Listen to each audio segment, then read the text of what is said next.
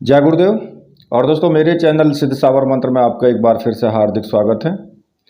और देखिए, आज जो मैं आपको साधना बताऊंगा वो एक यक्षिणी साधना है। और यक्षिणी में भी जो कि एक प्रसिद्ध यक्षिणी है सुरसुंदरी, उस साधना के बारे में मैं आज आपको बताऊंगा। और देखिए, जैसा कि यक्षिणियों के बारे में मैंने पहले भी दूसरी वीडियोस में आपको बताया है कि यक्षिणी जो होती हैं वो सुंदरता में बिल्कुल अप्सरा की तरह ही होती हैं। जो आपको लाभ मिलेंगे वो भी अप्सरा साधना की तरह ही आपको लाभ मिलेंगे। जैसा आपको अप्सरा साधना करने से लाभ प्राप्त होगा, धन, ऐश्वर्य, हर प्रकार की सुख सुविधाएं, शत्रुओं से मुक्ति, मतलब कहने का ये है कि जो हमें सांसारिक रूप से जो भी हमें चीज़ें चाहिए वो सभी आपको सुरसुंदरी की जो साधना है उसको करने से प्राप्त होंगी। और वही हमें अप्सरा साधना करने से भी प्राप्त होती हैं। बशर्ते ये बात अलग है कि यक्षिणी साधना और अप्सरा साधनाएं, ये थोड़ा सा इसमें अंतर है और जल्दी ये दोनों साधनाएं सिद्ध हो जाती हैं। अंतर क्या है कि जो यक्षिणी साधना है वो साधना थोड़ा जल्दी सिद्ध होती है, अप्सरा साधना में थोड़ा वक्त लग जाता है। और देखिए, इस साधना को करने से नौकरी में सफलता, प्रमोशन, राजकीय कार्यों में सफलता, किसी भी प्रकार के बड़े से बड़े जो काम होते हैं जिनमें आपको परेशानी का सामना करना पड़ता है, उन सब में आपको सफलता मिलेगी ही मिलेगी। क्योंकि जो यक्षिणी है जिसकी भी आप साधना करेंगे वो आपको हर प्रकार से खुश रखने की कोशिश करती है कि मेरा साधक खुश रहे। अब परेशानी कहाँ आती है? कुछ लोग कहते हैं कि यक्षिणी साधना नहीं करनी चाहिए या यक्षिणी साधना करने से दिक्कतें खड़ी हो सकती हैं। परेशानी वहाँ पर आती है जहाँ आपकी सोच गंदी हो जाती है। यक्षिणी साधना करने का मतलब या अप्सरा साधना करने का मतलब ये नहीं है कि जो आप साधना में एक मानसिकता लेकर के बैठते हैं कि जो आप एक पत्नी से प्राप्त करना चाहते हैं वही सब कुछ यक्षिणी से भी आप प्राप्त करना चाहते हैं। देखिए, प्राप्त सब कुछ होता है लेकिन उसके लिए बहुत बड़ी साधना करनी पड़ती है। अगर आप पत्नी रूप में चाहते हैं तो उसके लिए आपको एक प्रकार से घर द्वार सब कुछ छोड़ना पड़ता है। आपके आगे पीछे ना आपकी पत्नी होनी चाहिए, ना ही आपके बच्चे होने चाहिए। आप अकेले हैं, एक साधु का जीवन व्यतीत कर रहे हैं, तो आप उसको पत्नी रूप में सिद्ध कर सकते हैं। और उसमें भी आपको एड़ी और चोटी का जोर लगाना पड़ेगा, तब जाकर के वो इस रूप में सिद्ध होती है। और जो दूसरी रूप हैं, जैसे कि मित्र रूप हो गया, प्रेमी का रूप हो गया, उसमें आप साधना को सिद्ध कर सकते हैं जरूर, उसमें आसानी से सिद्ध हो जाती है। और देखिए, चाहे अप्सरा साधना हो, चाहे किन्नरी साधना हो, चाहे गंधर्व कन्या साधना हो या फिर यक्षिणी साधना हो, कोई सी भी साधना हो, सभी में वो आपको हर प्रकार से प्रलोभन देने की कोशिश करती है कि जिससे कि आपकी साधना खंडित हो जाए। आपको हर प्रकार से वासनात्मक जो अनुभव हैं वो भी आपको देने की कोशिश करती है, क्योंकि साधना तो तभी खंडित होगी ना आपकी। तो आपको इन साधनाओं में बहुत सोच समझ करके आगे बढ़ना होता है। और डरने की तो संभावना है ही नहीं, बिल्कुल भी डर की तो कोई आवश्यकता ही नहीं है। कोई भी साधना करो, क्योंकि जो यक्षिणी साधना करते हैं वृत्ति उनकी कहाँ पर बिगड़ती है? जब वो उससे संभोग की इच्छा रखते हैं और वो यक्षिणी के साथ संभोग करते हैं, तो समझ लीजिए साधक का पतन शुरू हो जाएगा उसी टाइम से। वरना आप यक्षिणी साधना करोगे और एक स्वच्छ मन से करोगे तो आपको बिल्कुल भी कोई भी दिक्कत नहीं होने वाली है। अब ये साधना किस प्रकार से की जा सकती है वो मैं आपको पूर्ण रूप से बताऊंगा इसमें, ठीक है, इस वीडियो के माध्यम से। देखिए, इस साधना में आपको मुख्य रूप से 4 चीज़ों की आवश्यकता होगी। यक्षिणी यंत्र, यक्षिणी माला, रक्षामाला और एक सम्मोहन गुटिका। ये चारों चीज़ें मंत्र सिद्ध और प्राण प्रतिष्ठा युक्त होनी चाहिए। और अगर ऐसी सामग्री आपको चाहिए तो आप मुझे व्हाट्सअप कर सकते हैं। मैंने वीडियो में व्हाट्सअप नंबर दिया हुआ है, वहाँ से आप व्हाट्सअप करके और ये सामग्री आप प्राप्त कर सकते हैं। देखिए, जब आप ये सामग्री प्राप्त कर लेंगे तो आपको किसी भी शुक्रवार से ये साधना शुरू कर सकते हो। वो शुक्ल पक्ष का शुक्रवार होना चाहिए और साधना रात्रि में ही की जाएगी 9 बजे के बाद।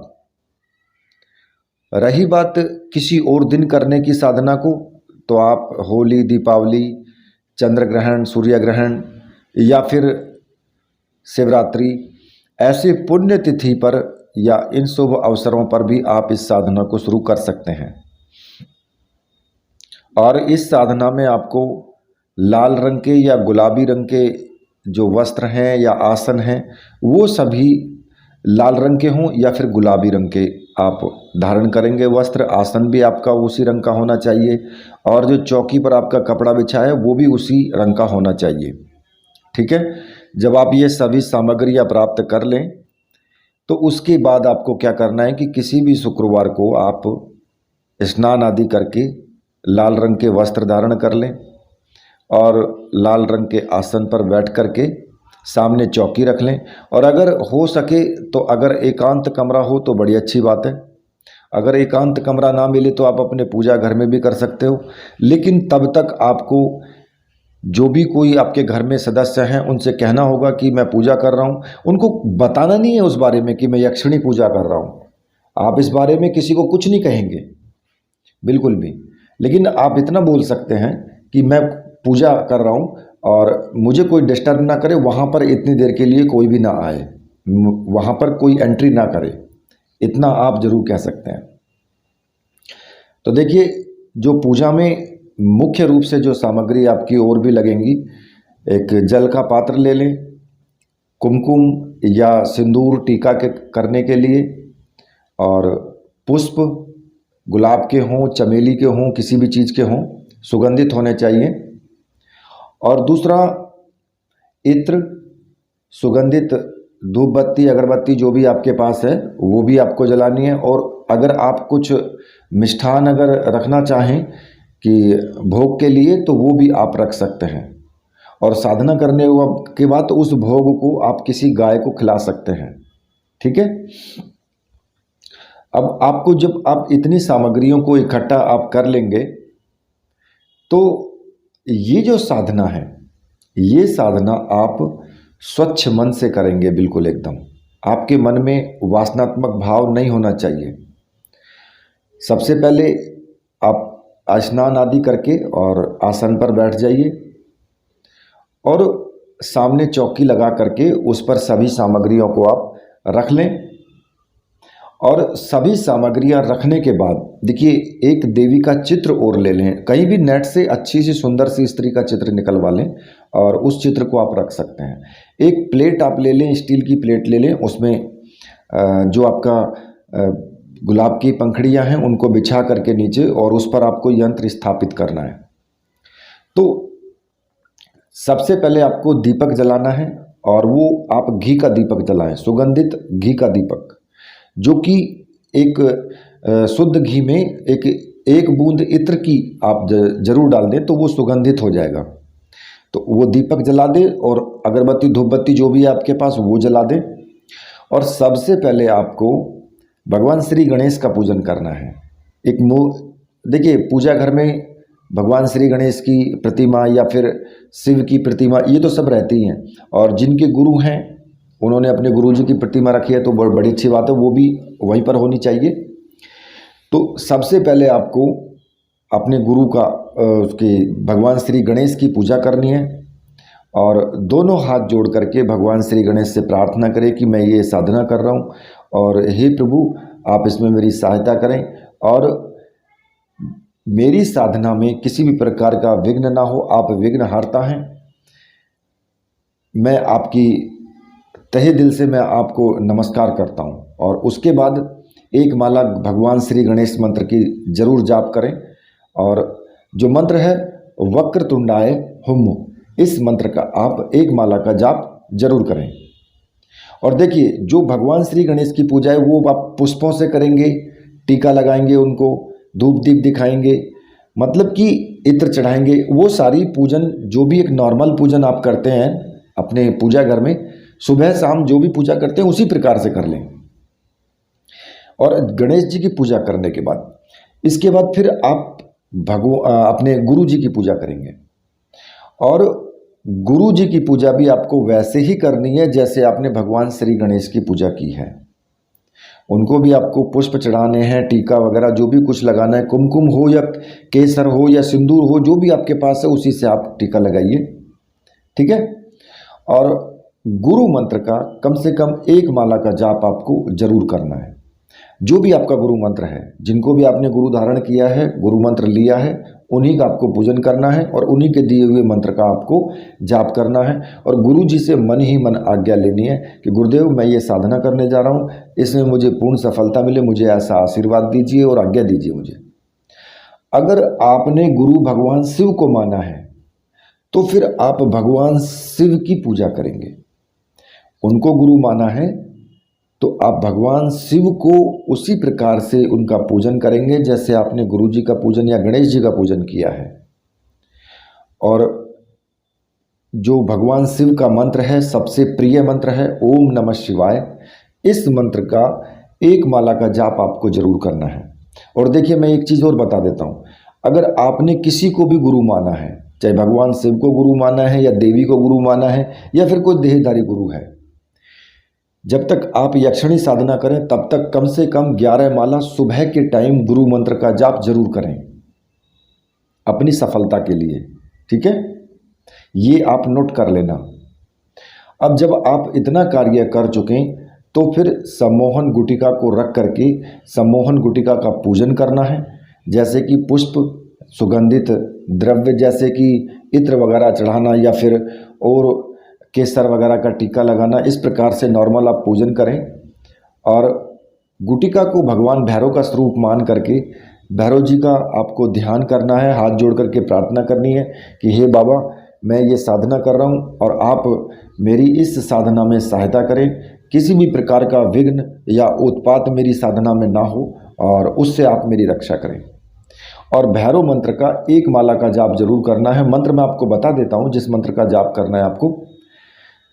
ओम ह्रीम बटुकाय आपदुद्धारणाय कुरुकुरु बटकाय ह्रीम ओम, इस मंत्र का एक माला का जाप करना है, ठीक है। और ये कर्म आपको जो भी आपने अब तक किया है ये प्रतिदिन करना है आपको, ठीक है। अब जब आप इतना कार्य कर लेंगे तो आपको क्या करना है कि थोड़े से चावल अपने उल्टे हाथ में ले करके और सीधे हाथ से मंत्र बोलते हुए अपने चारों तरफ आपको कमरे में या बाहर जहाँ भी आप छिड़कना चाहें वहाँ छिड़क सकते हैं। और दिग्बंधन मंत्र आपको पढ़ना है। वो मंत्र कौन सा है मैं आपको बता देता हूँ। तो मंत्र इस प्रकार से है, ओम असर्पंतु ये भूता है भूमि संस्थिता, ये भूता विघ्नकारतास्ते नश्यंतु शिवाज्ञा, अपक्रमाणन्तु भूतानि पिशाचः सर्वतो दिशम सर्वेषां विरोधेन पूजा कर्म समारंभे। इस मंत्र का आपको उच्चारण करते हुए और चारों मतलब कि 10 दिशाओं में चारों तरफ अपने आपको चावल के दाने या पीली सरसों हो वो आपको बखेर देनी है। इससे क्या होगा कि किसी भी प्रकार के भूत प्रेत, किसी भी प्रकार के सर्प बिच्छू आपकी साधना में नहीं आएंगे और वो साधना को आपकी को खंडित करने का प्रयास नहीं कर सकते हैं, क्योंकि उसमें शिव की आज्ञा लग चुकी है और ये सभी चीज़ें शिव के अंडर में आती हैं। तो जब उन शिव की आज्ञा हो चुकी है कि बिल्कुल नहीं आना है आपको, तो वहाँ पर इस तरह की चीज़ें नहीं आएंगी और आप निश्चिंत होकर के साधना कर सकते हैं। हाँ, अगर आप वैसे सुरक्षा घेरा लगाना चाहें तो लगा भी सकते हैं, कोई दिक्कत नहीं है, लेकिन लगाने की आवश्यकता नहीं होगी, क्योंकि इस साधना में केवल सुर सुंदरी के अलावा फिर कोई अंदर नहीं आ सकता है। ठीक है, तो अब आपको क्या करना है, जब आप इतना काम कर लेंगे तो उसके बाद आपको जो सुर सुंदरी यक्षिणी है उसका पूजन करना है।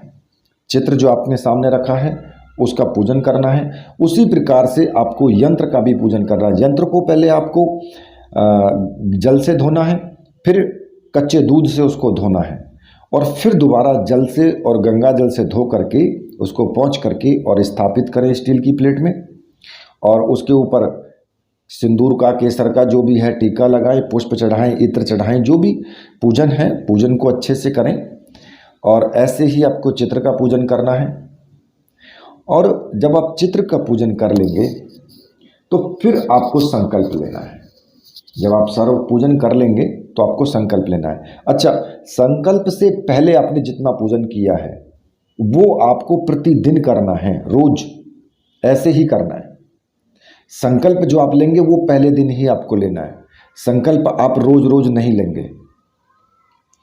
तो देखिए, संकल्प आपको लेना है, हाथ में जल ले करके सीधे हाथ में अपना नाम बोलें, अपने पिता का नाम, अपना गोत्र, और मैं सुर सुंदरी यक्षिणी की साधना आप जिस रूप में करना चाहते हैं, प्रेमिका रूप में या मित्र रूप में, कि मैं सुर सुंदरी यक्षिणी की साधना प्रेमिका रूप में कर रहा हूँ, और यक्षिणी प्रत्यक्ष मेरे सामने आकर के मुझे दर्शन दे, इस कामना के साथ मैं ये साधना कर रहा हूँ और इसमें मुझे पूर्ण सफलता मिले, ऐसा कहकर के जमीन पर जल को छोड़ देना है। और फिर आपको जो रक्षा माला है उसको अपने गले में धारण कर लेना है, और ये रक्षा माला जब तक मंत्र जाप चलेगा तब तक आपके गले में रहेगी। उसके बाद रक्षा माला को उतार करके आप पूजा स्थान में रख दें। ठीक है, माला जो जाप की माला है उसका भी आपको पूजन करना है, पुष्प से और टीका लगाएं उनको धूप दीप से, उसका भी पूजन करना है। और माला से प्रार्थना करें कि आप मेरा साथ दें, मेरा पूर्ण रूप से साधना में। और फिर आपको जो माला है, माला से आपको मंत्र जाप शुरू कर देना है, और जो सामने आपने चित्र रखा है आंख बंद करके, और अपने आज्ञा चक्र में आंख बंद करके उस सुंदरी का चित्र का ध्यान करें कि वो आपको आज्ञा चक्र में दिखाई दे रही है, आशीर्वाद दे रही है, और मंत्र जाप आप करते रहें। अब मंत्र जाप आपको कौन सा करना है वो मैं आपको बता देता हूँ।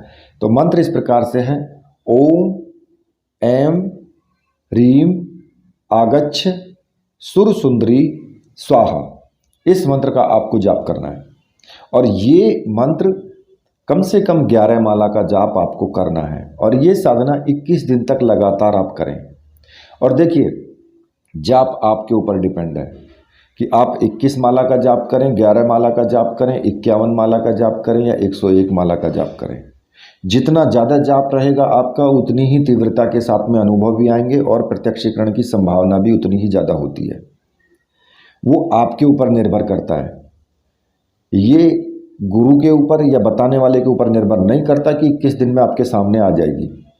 हो सकता है कि आपको कई पुनरावृत्ति भी करनी पड़ जाए, कि आपने 21 दिन साधना कर ली और प्रत्यक्षीकरण नहीं हुआ, हो सकता है आपको दोबारा से साधना करनी पड़े।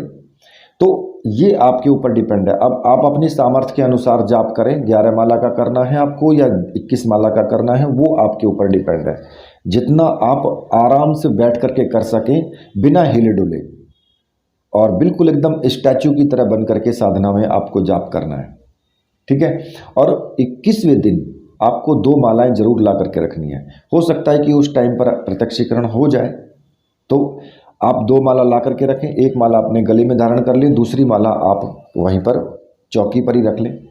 और अगर आपको ऐसा लगे कि कोई सुंदरी आपके पास में बैठी है, घुटने से घुटना सटा करके, कंधे पर आपके सर रख के, और तो वो आपसे कुछ भी कहे, जब तक आपकी जाप माला पूरी ना हो जाए लास्ट दिन में भी, तब तक आपको कुछ नहीं बोलना है, चाहे वो कुछ भी कहती रहे। आपको अपना सबसे पहले मंत्र जाप पूरा करना है। उसके बाद जब मंत्र जाप पूरा हो जाए तो वो गुलाब की माला उठा करके उसके गले में डाल दें, और उसी माला को फिर वो आपके गले में पहना करके आपको वचन दे देगी। और वचन आप ले लें कि मैं जब भी आपको बुलाऊंगा आपको आना होगा, और जो भी मैं कहूँगा उसका आपको पालन करना होगा, कभी भी मेरे साथ विश्वासघात नहीं होना चाहिए, ठीक है। और हर प्रकार से आप मेरी सहायता करेंगी, मेरी रक्षा करेंगी। इस प्रकार से वचन ले लें। जब वो आपके हाथ पर हाथ रख करके ऐसा वचन दे दे, तब आप साधना को पूर्ण समझें, ठीक है। अब इतना काम होने के लिए हो सकता है कि आपको 2 या 3 बार भी साधना करनी पड़ सकती है। देखिए, विधि जो है, विधि पूर्ण यही है, कहीं से भी किसी की चीज़ की आपको पूछने की आवश्यकता नहीं है। जो मैंने आपको बताया है, संकल्प सिर्फ आपको पहले दिन ही लेना है, ठीक है। उसके बाद आपको नॉर्मल पूजन करना है सभी चीज़ों का, जैसे रोज करते आए हैं, और मंत्र जाप आपको करना है। अब इस बीच में आपको, जब से आप साधना शुरू करेंगे, तब से आपको विशेष रूप से ब्रह्मचर्य व्रत का पालन तो आपको करना ही करना है। कहीं पर भी किसी भी स्त्री से आप बातचीत करने से बचें, ये मैं आपको बता देता हूँ, क्योंकि आप एक स्त्री साधना कर रहे हो, ये स्त्री की साधना है, और स्त्री स्त्री होती है। अगर आपने किसी दूसरी स्त्री से बात की तो समझ लीजिए गड़बड़ हो सकती है, क्योंकि आप जानते हैं अपनी घरवाली के सामने या प्रेमिका के सामने किसी दूसरी से बात करोगे तो क्या होने वाला है फिर। तो इसलिए आप सावधान रहें इस चीज़ से। अगर आपने किसी स्त्री के बारे में कुछ गलत सोचा, या आप दूसरी लड़कियों से बातचीत करते हैं, तो हो सकता है कि आपको स्वप्न दोष हो जाए रात्रि में। वो आकर के आपकी साधना को इस प्रकार से खंडित कर सकती है, क्योंकि उसको एक बहाना मिल जाएगा। और अगर आप पूर्ण रूप से दृढ़ रहेंगे तो हो सकता है कि उनको ये साधना में ऐसा बहाना ना मिले। ऐसा भी हो सकता है कि आप लेटें और वो आपके पास में आकर के लेट जाए। आपको हर प्रकार से वो साधना को तोड़ने की कोशिश करेगी। तो आप प्लीज़ सावधान रहें उस चीज़ में, ठीक है। अब वो आप ही कर सकते हैं, आपके ऊपर डिपेंड करता है वो, कि आप कितना ज़्यादा सक्षम हैं उस चीज़ में। और कभी भी झूठ ना बोलें, स्त्रियों का सम्मान करें। कभी भी आप किसी भी प्रकार से किसी का दिल ना दुखाएं, ईर्ष्या, द्वेष भावना, ये सब चीज़ें छोड़ दें। जब आपको फूलों से प्रेम होने लगेगा तो समझ लीजिए कि आप अंदर से निर्मल हो रहे हैं, और तभी ये साधनाएं सिद्ध होती हैं जब आप अंदर से निर्मल हो जाओगे। जब तक गंदगी भरी रहेगी कोई साधना सिद्ध नहीं हो सकती है, ये गारंटी है। अब रही बात आपकी कि आपको अनुभव आ सकते हैं कैसे, कि कोई आपके साथ में, जैसे कि पूजा घर में आप पूजा कर रहे हैं तो पता लगे कि कोई घुंघरू की आवाज़ आ रही है, या कोई अंदर कमरे में आया है, किसी ने आपको टच किया है, तो इस प्रकार से, या कोई फुसफुसा रहा है, कुछ बोल रहा है, या कोई स्त्री आकर के आपसे कह रही कि साधना पूरी हो गई। मतलब कि साधना में अनुभव किसी भी प्रकार के आ सकते हैं, ये कोई ज़रूरी नहीं है कि ऐसे ही आएंगे। अनुभव कैसे भी हो सकते हैं। अब पहचानना आपका काम है। हो सकता है कि दैनिक दिनचर्या में आप जैसे दिन में कहीं पर जा रहे हो, कोई लड़की आपको नजर आए, कुछ अजीब नज़रों से देखेगी, आप समझ लेना कि ऐसे भी अनुभव आपके सामने आ सकते हैं। तो ऐसा कुछ नहीं है कि आप कैसे अनुभव आएंगे, ये कोई ज़रूरी नहीं है, कोई नहीं बता सकता इस चीज़ को। तो आपको इन चीज़ों से भी सावधान रहना है, ठीक है। देखिए, ये जो साधना है, इस साधना को करने के बाद आपको वासनात्मक रूप से कभी भी यक्षिणी के साथ में प्रकट नहीं होना है, वरना आप अपनी दुर्गति की खुद जिम्मेदार होंगे। क्योंकि उसी साधक की दुर्गति होती है जो शक्तियों के साथ में संबंध बनाता है, उसकी दुर्गति होती है। आपको धन द्रव्य देंगी, बहुत कुछ देंगी ये, लेकिन अगर ये रुष्ट हो गई और इनके साथ में आपने कुछ इस तरह का किया, वासनात्मक किया, तो फिर जितना इन्होंने दिया है उससे ज़्यादा ये ले जाएंगी, बर्बाद कर देंगी फिर। तो इसलिए आप इस चीज़ से ज़रूर सावधान रहना। और ये प्रलोभन देती हैं, तो इसलिए आप पहले ही इनको, अगर किसी के सामने प्रकट भी हो जाती है तो पहले ही इनसे वचन ले लेना कि आप हमें अपने साथ में संभोग करने के लिए प्रेरित नहीं करेंगी। मैं सिर्फ आपको प्रेमिका रूप में या मित्र रूप में ही मानूंगा। संभोग की इच्छा आप प्रकट नहीं करेंगी और ना ही संभोग के लिए उकसाएंगी मुझे। ये जरूर आप इस चीज़ का इनसे पहले ही वचन ले लेना, ठीक है। तो जब आप ये साधना करेंगे तो आपको खुद मालूम हो जाएगा कि साधना किस प्रकार की है। तो इसी के साथ मैं वीडियो को यहीं पर समाप्त करता हूं। तो मेरे साथ बोलिए, बोलिए वीर बजरंगबली हनुमान जी महाराज की जय, बोलिए मेरे परमहंस गुरुदेव की जय।